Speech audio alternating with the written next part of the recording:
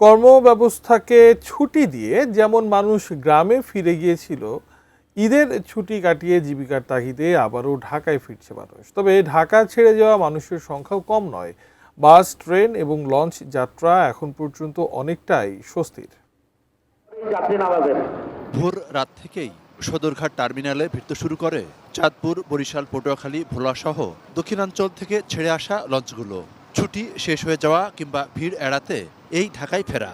ঈদের সময়টি প্রিয়জনদের সঙ্গে কাটানো যেন অনেকটা প্রশান্তির। আমাদের বাবা মা ফ্যামিলি মেম্বার নিয়ে অনেক সুন্দরভাবে ঈদ কাটানোর পর ভালোভাবে শৃঙ্খলভাবে আইয়া পৌঁছতে পারছে ঢাকা উদ্দেশ্যে। ঢাকা তো কাজ আছে, অফিস খুলে দিছে, তাই যাওয়াও সুন্দর হয়েছে, আসাও সুন্দর হয়েছে, ভাড়াও বেশি নেয় নাই।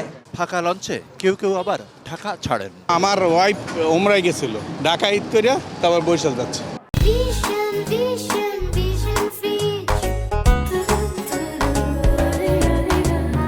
সড়ক পথেও যানজট না থাকায় বাসে দ্রুতই ঢাকায় ফেরা কিংবা বিভিন্ন গন্তব্যে যাওয়া যাচ্ছে সহজেই। ফাঁকা, কোনো গাড়ি কোনোই নাই, যানজট নাই।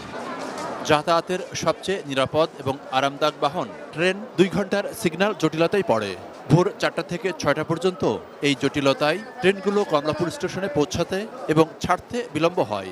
পরে অবশ্য আস্তে আস্তে পরিস্থিতি স্বাভাবিক হয়ে আসে, কমতে থাকে যাত্রীর চাপও। ট্রেনের অবস্থা তো অনেক লেট করতেছে, 6:40 ছাড়ার কথা, এখনো ছাড়েনি। 6:30 7টার মধ্যেই আমাদের সিগন্যালিং সিস্টেম পরিপূর্ণভাবে ঠিক হয়েছে এবং গাড়িগুলি যেহেতু ঢুকতে একটু বিলম্ব হয়েছে, ছাড়তেও একটু বিলম্ব হচ্ছে।